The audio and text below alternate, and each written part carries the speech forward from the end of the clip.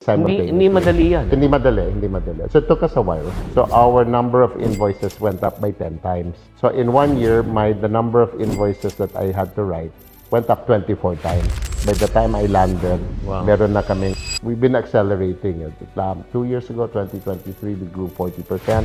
Last year, we grew 80%. This year, we're gonna grow. Was there any part or season during that time in the 9 years na parang sinasabi mo, this is not getting anywhere. I think I have to stop doing it. Yeah. I mean, we definitely had a lot of very difficult times. Biggest money mistake ni Jim? I would say, So, Kuya Jim, kung may worst money mistake, may best investment you made, ano yun? well, it depends again how you define. This is Money Masters, where true stories spark real change. Ibig sabihin, we stuck with it for a long time. Maski na, it took a while before we put in everything para mag-click, right? So now first we needed to understand because I don't come from the poverty sector. I didn't understand and realize kung ano ba talaga yung kailangan ni customer. So we had to develop the products, we had to put in the distribution, the financing. Ang dami namin that we had to do before we could. And you had to do that end to end. Kailangan it's all in place simultaneously. Hindi madali yan. Hindi madali. So it took us a while. Yeah. So from there, we then needed to be able to make money. Yeah, of course. So then we had our solar hubs, and it took us a while so that each one is making money. So by 2019, so it took a few years. Each hub is already making money. Yeah. So then we started growing the number of hubs. But at some point, you get to a certain scale na you run into the limits of doing things manually. Kasi sa umpisa, medyo manual, medyo Excel, right? And so, but now, we're getting to the point that we're deploying 10,000 units per month, that we have to deliver 10,000 units per month. At one point, our billing, yung parang how many invoices do we have to create?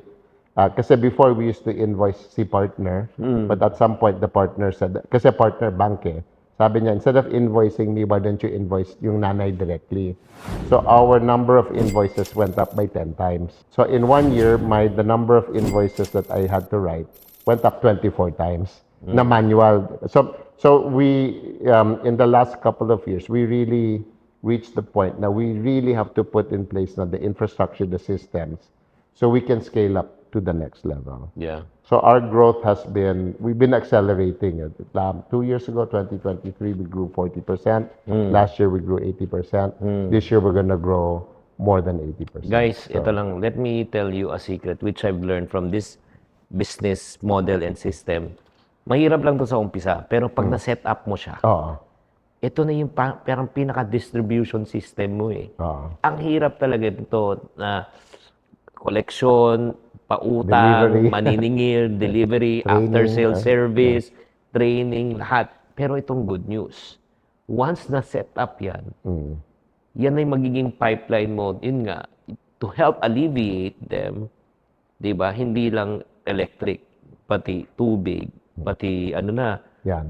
Pero same pa rin, di ba? Oo. Same So pa kaya rin. Yeah. nag-grow kayo. We'll continue to grow, but we have a strong growth trajectory. Yes, and all of our partners, yung mga banks are saying, ang ganda nito, can you please open in all of our areas? Sila naman, kasi nandyan na sila na how many decades na, we barely penetrated their network. Of course. So they're now saying, we trust you, we Galing. like what you're doing, maganda yung samahan natin, I now want you to expand. Before, pilot lang ito. Ngayon, sinasabi nila, mag-mainstream na natin. Grabe.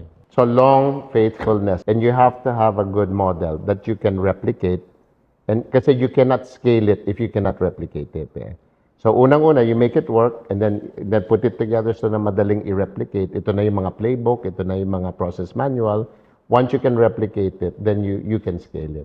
So, I'm sure, when did you start a company? 2010. 2010, 9 years yan. 2019, Yeah. 9 years yan Yeah.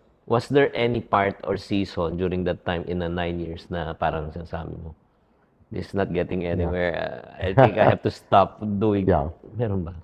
I mean, we definitely had a lot of very difficult times, especially when, for example, nung time ng Hayan, and then even during the 2019, medyo maganda na, then COVID. Oh.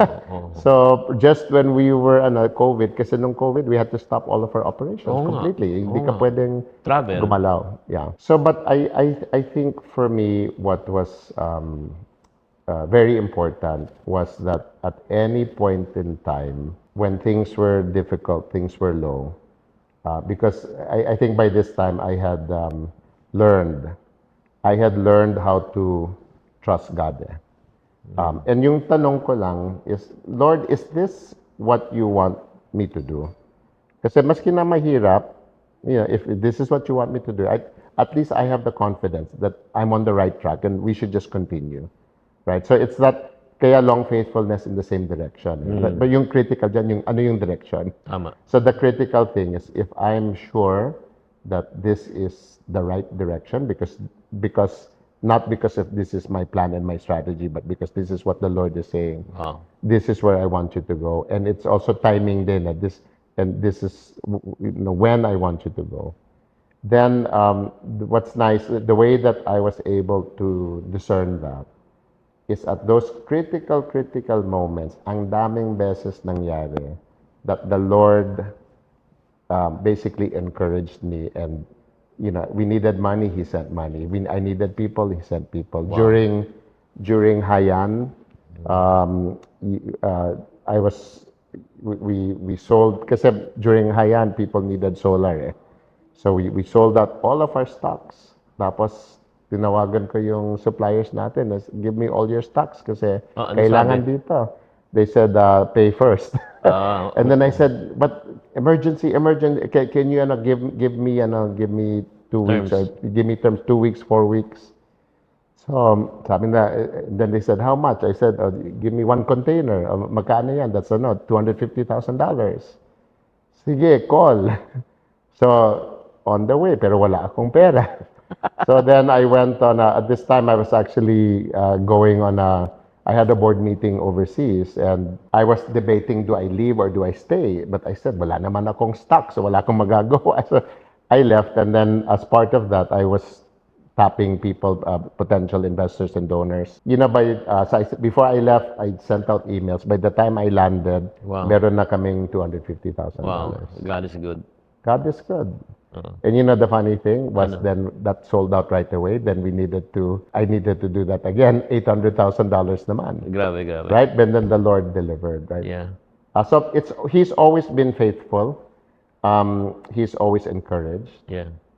But the interesting thing was in my third quarter, because this was really a social enterprise, we were able to reach I started my fourth quarter kasi 2022 I turned 60 in 2022. Okay. We were able to reach by 2022 we had about let's say 2023 we had 1 million clients. So it took us 13 years to get to 1 million. Okay. In 2022 in my fourth quarter, what I realized was, while I'm helping people, which is what we talked about, it's a great commandment to love others as you love yourself. I realized that I was not doing anything to point any of my partners or any of my employees or any of my customers to Christ, which is the Great Commission.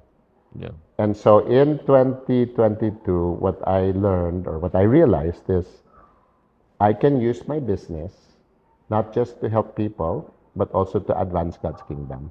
Okay, so grabe no. Ito lang, I don't want to miss this part also. Guys, before we continue, it's very important for us to understand. Lahat talaga sa buhay may purpose eh. If you miss the purpose in life, kahit na nahirapan ka ngayon, guys, nahirapan ka sa business mo, feel mo na, is it for me to give up, to stop, di ba? Alam mo, if that is the will of God in your life, you shouldn't stop, di ba? Just like what happened to Jim. Di ba, imagine mo. I always tell people, if it's really God's will, it's God's bill. He will provide a way even if there's no way. Kaya nga kung ikaw ay nakikinig at nanonood, hindi to aksidente. Yeah. Never give up, never stop. So right now, let's go to the fourth quarter. Na-realize mo, na-achieve mo na lahat, di ba? Yung first mo, natuto ka. Second mo, corporate job, okay, successful, made a name for yourself. Third quarter, yung social enterprise mo. Gumagana na. Gumagana, ano na, okay na siya, di ba? Yeah. Pero ito yung last quarter, again, guys, 20, 40, 60. Ito na yung 60 plus 280. Yeah. So ano na yung plans mo ngayon? Negosyong pangmatagalan at kumikitang pangkabuhayan ba ang gusto mo?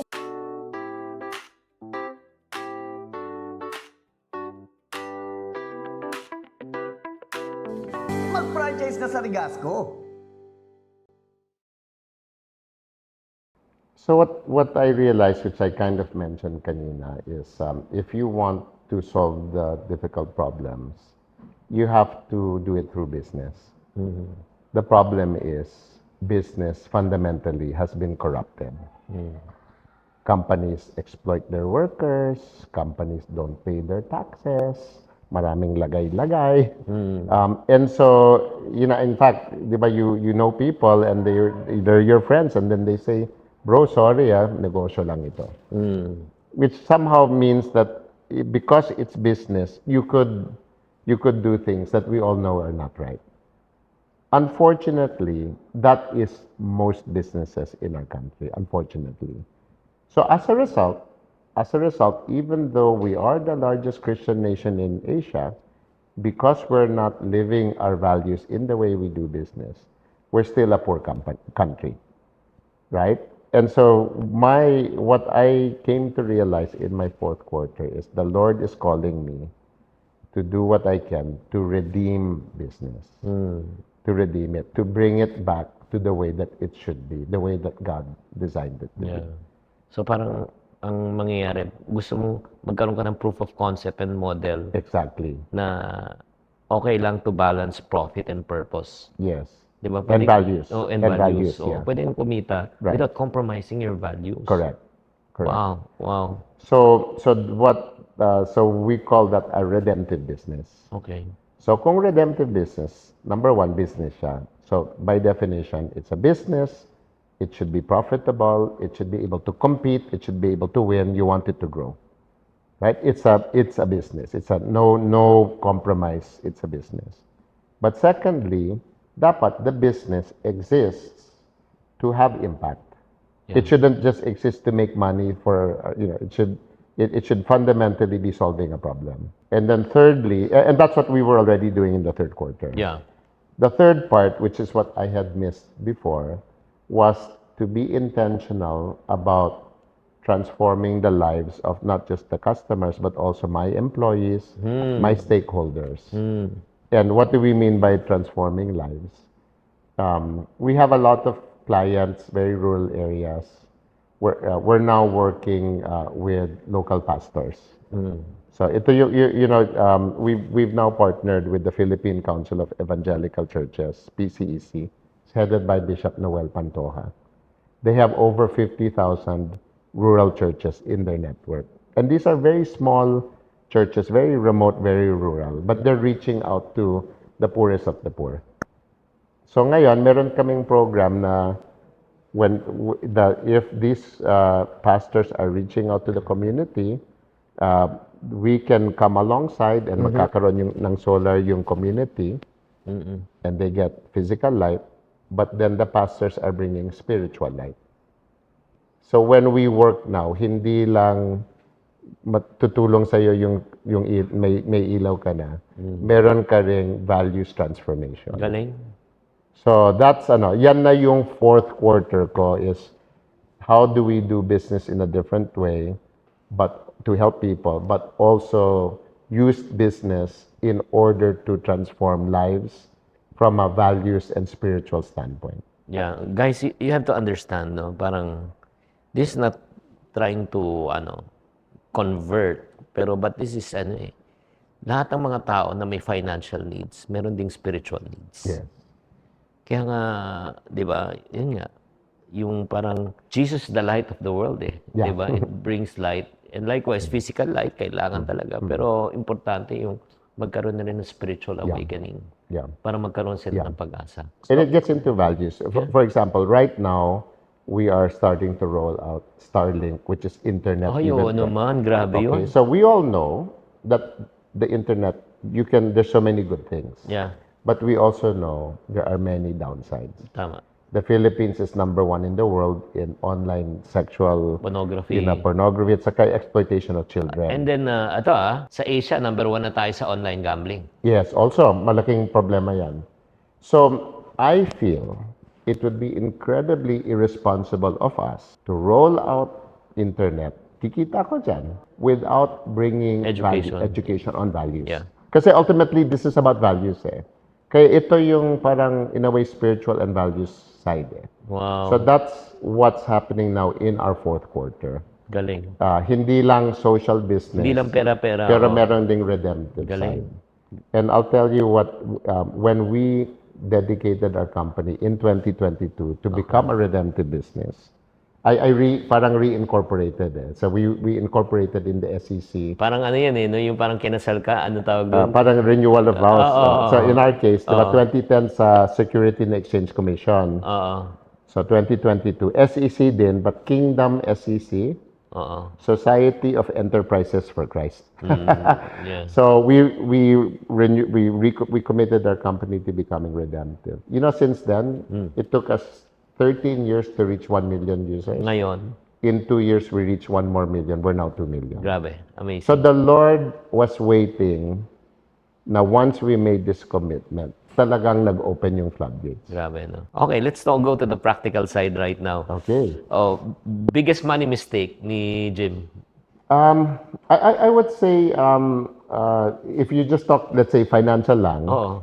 I remember when I was working at McKinsey, di ba, we could save it, and the company had options Yeah. na there was the stocks na riskier, Yes, tapos yes. may debt, and they had something called C long term, which is supposed to be the very, very, very safe investment. Yes. And so somehow I put most of my money there. Okay. And that one, which is supposed to be the very safe one, yan yung naging tagilid. Oh. So basically what I learned is I have to diversify. Yes. Even though, kasi I thought even if I keep it in the safe, if I put it in the safe, dapat safe na yan. Actually, we lost everything. That was a blue chip AAA insurance company that went bust because of governance issues. Grabe. So that was that's an early thing. But I think for me the bigger mistake would be my relationship to money. Ano? Well, kasi at the end of the day, in the early days, I'm trying to find ways to increase my assets, increase my wealth. But in a way, parang yung naging objective is palakihan ko lang yung what's my salin, right? It's my assets. Without thinking about, well, why am I doing that? Yes. Para saan ba yan talaga? Okay. Right? And at some point, I have more than what I need by the grace of God.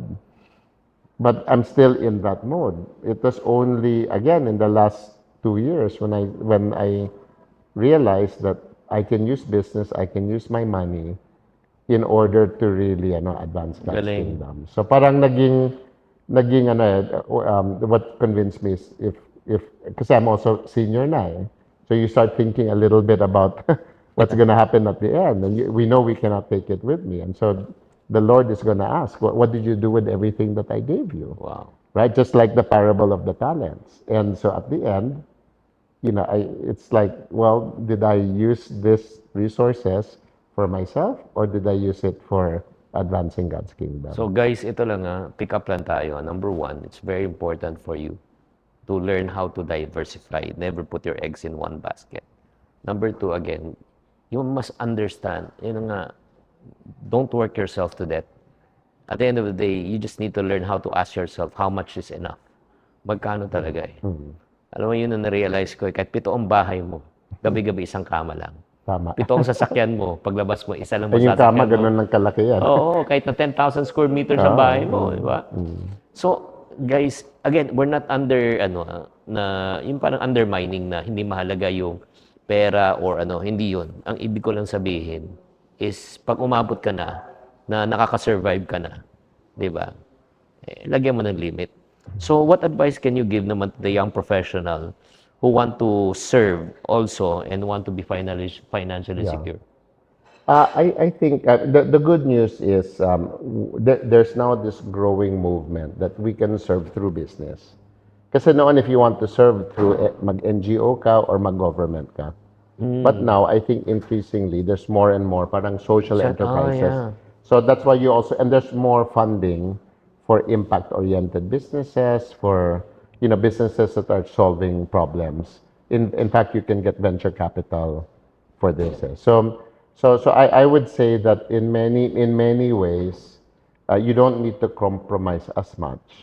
You just need to pick the right companies that really are very serious about solving the problem and have the team and the funding to solve those problems. And you might take a little bit of a haircut sa current pay kasi mga startups ito, pero mababawi mo sa equity.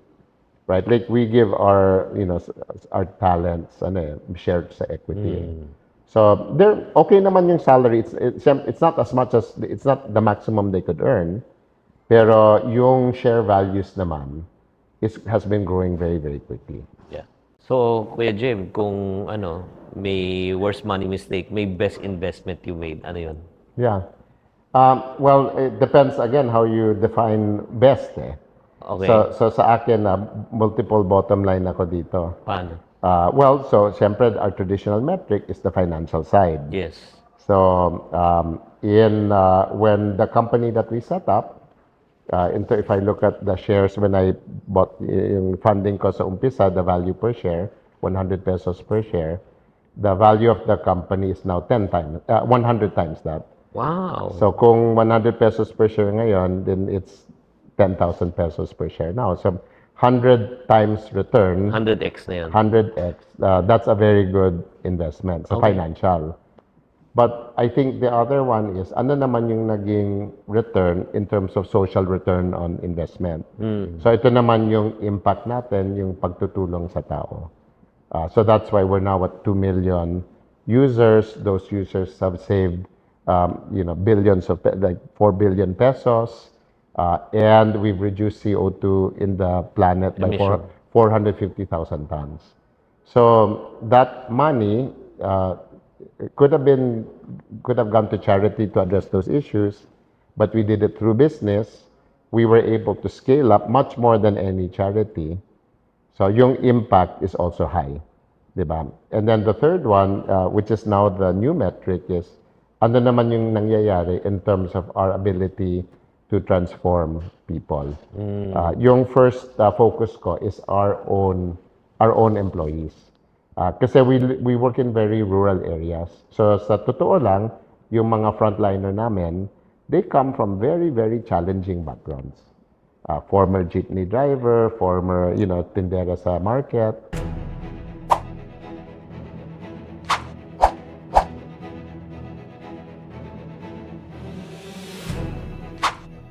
So when I go around and then I listen to their backstories, actually it breaks my heart din kasi grabe yung grabe yung buhay nila. How hard and how difficult. But I'm always very, very impressed na maski na anong nangyari sa kanila, nandyan pa sila, nakatindig pa. And they're still striving to go forward. So the way that we're working all of our HR practices now is when we hire somebody, we're taking them out of survival mode. Every night, they don't even know where they're going to eat, where they're going to sleep. So they're really surviving day to day. The moment they join us, meron na silang sahod, meron na silang food allowance, meron na silang transport allowance, and then all of our hubs are staff houses. So meron na rin silang tuluyan kung saan sila pwedeng matulog. Galing. So you go from survival to security. Okay. And the other part of the security is the job security. Okay. So we've designed our jobs to be very, very, very easy to succeed at. You just have to work hard. Yeah. Just apply yourself and be willing to learn. You'll be able to succeed. So that's, for success, you have to reach bronze. Meron kaming medals. Yeah. The ones that medyo may talent and they're able to move up, they can earn, they go to silver, they go to gold. then maganda na yung incentives nila. So they go from security to success. I had one of our solaristas, his name is Pedi Magsinok. He's from, he's now in our Mindoro Occidental office. He came, his family was originally from Cotabato. Medyo, they had a lot of issues, so the family broke up. Inampon siya ng isang convent. Basically, he was like a houseboy in the convent. But it was a convent school, so he was able to get an education. And then eventually he found our way to us. And last December, during our Super Solarista recognition, because we recognize our best Solaristas, he was making yabang to me. Ano? That for the first time in their lives, his parents, because he was able to put his family back, his parents were able to sleep on a cement floor for the first time in their life. Yan yung definition ng success ng tao ko. Wow. Right? And then what happens is the ones that move up, they really focus on impact, they're able to lead, they become managers.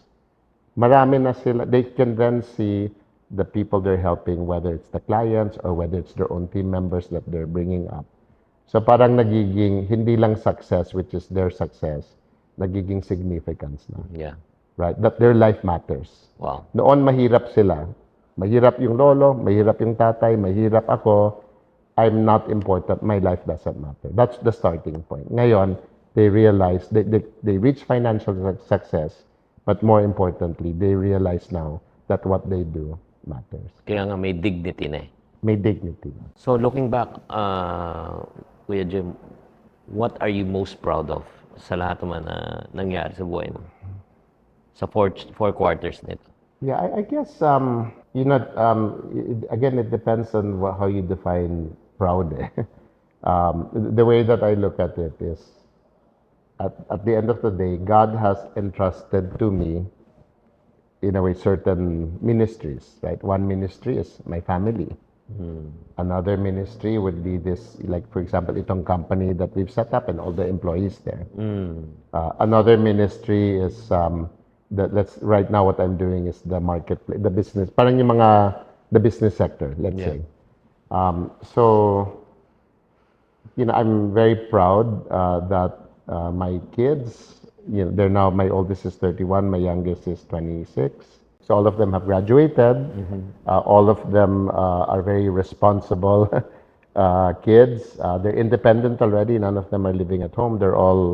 I'm not supporting any of them. Wow. And they've met good partners, and they're doing meaningful things in their lives. So I'm very proud of them.